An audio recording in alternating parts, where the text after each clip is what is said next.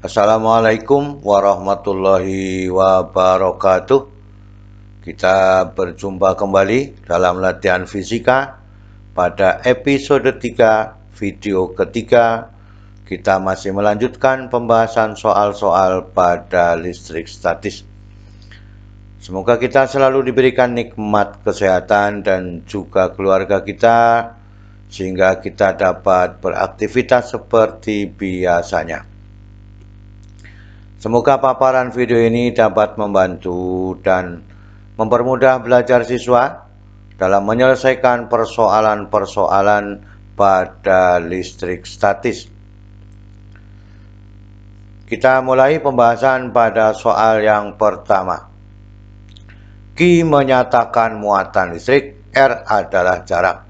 Maka perbandingan gaya kolom yang terjadi antara 1 dan 2 adalah, ini adalah tabel yang diinginkan dalam soal. Kita lihat pada tabel pertama dan kedua, ya, ternyata muatannya sama, ya. Artinya hanya dibalik saja, tetapi jaraknya yang berbeda. Maka Q1, ya, sama dengan Q2. Maka dengan demikian, inilah pilihan jawaban perbandingannya, ya. 1:4, 1:2, 3:4, 2:3, 4:1. Kita lihat pembahasannya, ya. Inilah persamaan gaya listrik, ya, bahwa F sama dengan K, Q1, Q2 dibagi dengan R kuadrat. Karena Q1 dan Q2 sama, maka dengan demikian F-nya akan berbanding lurus dengan 1 dibagi R kuadrat. Maka dengan demikian ini adalah berbanding terbalik, sehingga F1 dibanding dengan F2. Karena berbanding terbalik, maka R2 kuadrat dibanding dengan R1 kuadrat. Bisa dipahami ya dari persamaan ini? Maka dengan demikian F1 dibanding dengan F2, maka 2 kuadrat dibanding dengan 4 kuadrat. Maka ini 4 dengan 16, maka perbandingannya adalah 1 dibanding dengan 4. Maka dengan demikian rahasianya ini adalah kuadrat. Maka kalau 1, 1, 2, 4, 3, 9, dan seterusnya. Maka kita harus bisa mengambil faktor dari kuadrat jaraknya. Maka tidak melihat persamaan ini, kita langsung bisa menentukan bahwa ini 16, ini adalah 4. Nah, maka dengan demikian 1 dibanding dengan 4. Kita lihat pada soal nomor 2. Dari hasil percobaan listrik statis menghasilkan data seperti pada tabel di bawah ini. Gaya kolom terbesar pada nomor berapa? Nah, ini adalah tabel yang dihasilkan, ya. Muatannya antara Q1 dengan Q2 itu adalah dibalik, ya. Yang satu dari 10 sampai 50, yang muatan kedua adalah 50 sampai ke 10. Tetapi yang membedakan adalah jaraknya. Sekarang kita lihat pada soal nomor 1 tadi ini, ya. Maka berbanding lurus dengan kuadrat jaraknya. Kalau jaraknya semakin kecil, maka gayanya menjadi semakin besar. Berarti nomor 1 dan nomor 2 sudah jelas tidak memenuhi. Maka dengan demikian kita lihat pembahasannya. Maka F sama dengan K, Q1, Q2 dibagi dengan R kuadrat. Maka dengan demikian kalau kita hitung menggunakan tabel, maka jelas yang nomor 3 yang paling besar. Alasannya 30 kali 30, 900. Masih lebih besar dari 20 kali 40. Ya. Lebih besar dari 10 kali 50, maka ketemunya adalah 2250, sehingga jawabannya adalah yang C. Inilah yang kita inginkan pada soal nomor 2. Saya kira mudah dipahami, ya. Kemudian kita lihat pada soal nomor 3. Dua muatan masing-masing 5 kolom dan 4 kolom pada jarak 3 meter satu sama lain. K sama dengan 9 kali 10 pangkat 9. Berapakah gaya kolom yang dialami oleh dua muatan dalam satuan Newton? Inilah pilihan jawabannya. Kita bahas bersama-sama. Ini yang diketahui dalam soal, ya. Jaraknya 3 meter, maka rumusnya adalah F sama dengan kaki 1 Q2 dibagi R dikuadratkan, maka 9 kali 10 pangkat 9, 4 kali 5 dibagi 9. Maka ketemunya adalah 20 kali 10 pangkat 9 atau 2 kali 10 pangkat 10 dalam satuan Newton. Jadi jawabannya adalah yang C. Saya kira tidak ada permasalahan ya. Ini adalah rumus dasar ya. Kita lihat pada soal nomor 4. Dua benda bermuatan listrik plus Q1 dan negatif Q2 pada jarak R1 sama lain. Bila pada jarak R diubah-ubah, maka grafik yang menyatakan hubungan gaya interaksi kedua muatan F dengan R-nya adalah, ini adalah grafik yang harus diteliti mana yang betul sesuai dengan persamaan dari gaya kolom, yaitu F sama dengan kaki 1 Q2 dibagi dengan R kuadrat, sehingga gaya kolom berbanding terbalik dengan kuadrat jarak antar muatannya. Maka F sama dengan kaki 1 Q2 dibagi dengan R, maka 1 berbanding ya, F-nya berbanding 1 per R kuadrat. Ya, maka dengan demikian mana yang sesuai? Ini bentuk persamaan kuadrat tapi dibalik.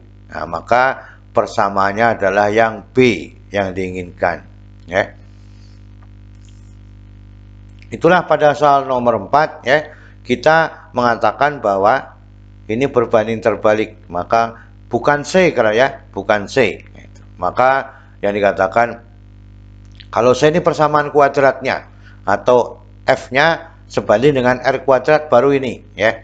Tapi kalau F sebanding dengan 1 per R kuadrat maka yang B. Kita lihat pada soal nomor 5. 3 buah muatan ya. 4Q, Q besar dan Q terletak pada sumbu X masing-masing 0 pada 4Q, Q besar adalah X per 2, kemudian X adalah pada Q secara berurutan. Agar gaya kolom pada Q yang di sini sama dengan 0, maka muatan Q harus sama dengan berapa? Nah, itu ya. Nah, kita lihat pembahasannya. Q1 4Q, Q2 Q, Q3 adalah Q kecil. Jadi 31 adalah X seluruhnya, dari 4 sampai ke Q adalah X, kemudian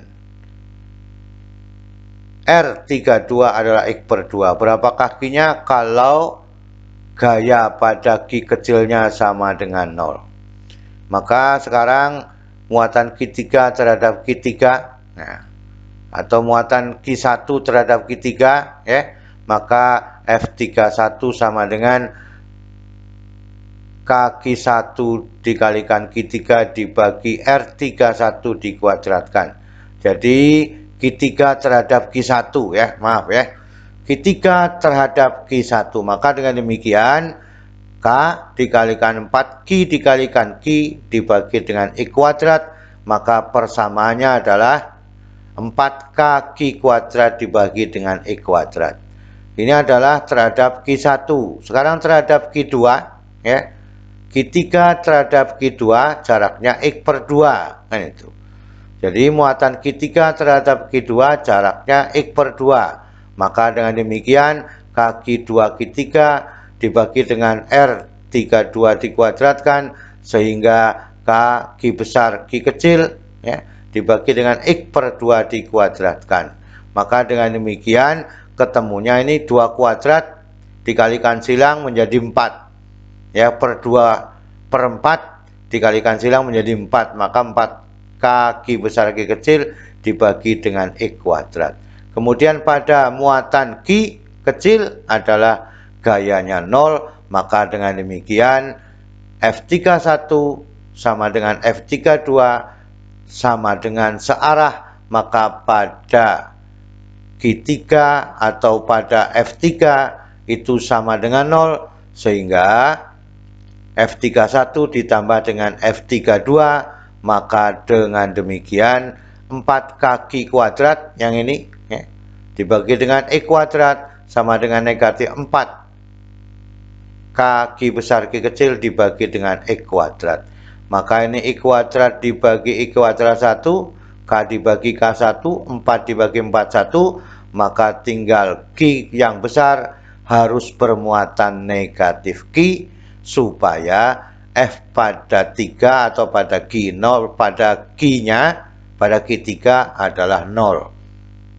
Ya. Jadi Q kuadrat dibagi dengan Q masih ada Q, maka hanya ada negatif Q.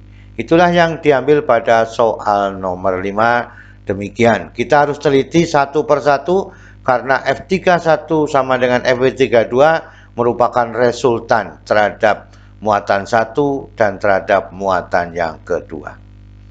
Jawabannya yang A. Kita lihat pada soal nomor 6. Resultan gaya F yang bekerja pada muatan Q yang ini. Pada gambar adalah, ini adalah persamaan, maka diselesaikan juga harus menggunakan persamaannya. Maka dengan demikian kita bahas bersama-sama. Ya.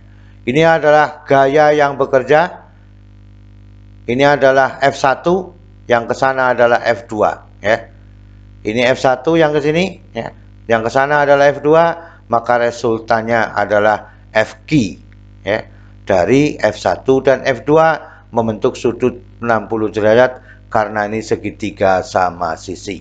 Maka kita lihat muatan Q terhadap negatif Q yang ini. Ya.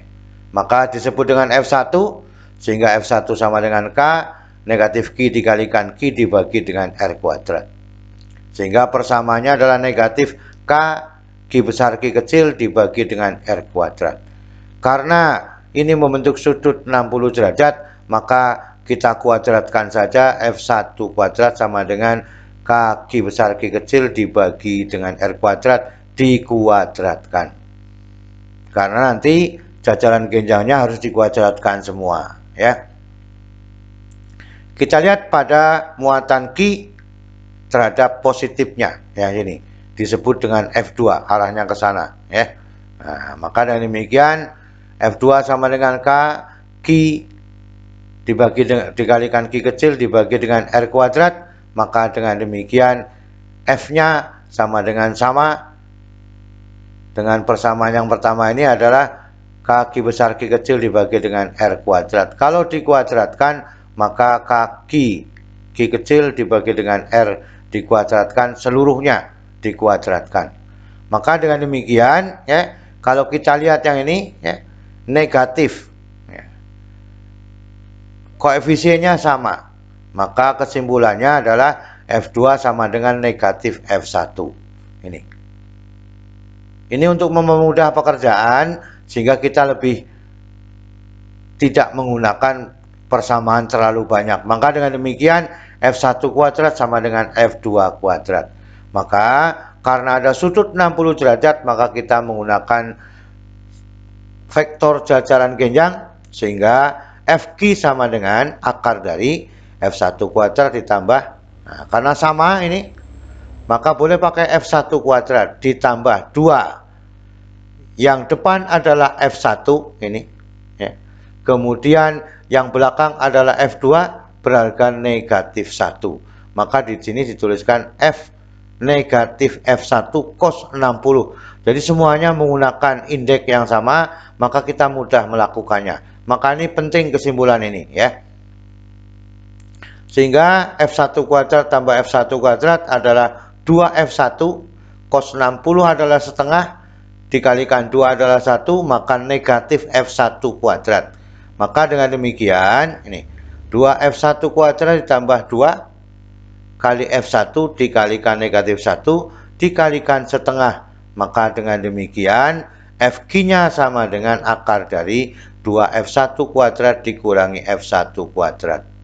Maka ketemunya, ya, F1 kuadrat. Akar dari F1 kuadrat adalah F1. Maka FQ sama dengan F1 sama dengan kaki dibagi dengan R dikuadratkan. Maka dengan demikian, untuk R sama dengan L, maka persamaannya menjadi FQ sama dengan kaki besar Q kecil dibagi dengan L dikuadratkan. Ini segitiga sama sisi, maka R itu sama dengan L. Jadi jawabannya adalah yang E. Ya. Itu yang diinginkan ini ya. Pada soal nomor 6. Nah, maka dengan demikian, kalau kita sudah menyangkut pada resultan, arahnya kemana? Kalau searah di jumlah, berlawanan dikurangi, membentuk sudut menggunakan persamaan jajaran genjang pada vektor. Itulah yang kita inginkan pada soal nomor 6. Itulah keseluruhan yang dapat dibahas pada kesempatan kali ini. Semoga kita menemukan cara-cara efektif ya untuk menyelesaikan permasalahan-permasalahan pada listrik statis. Selalu semangat belajar ya. Terima kasih. Wassalamualaikum warahmatullahi wabarakatuh.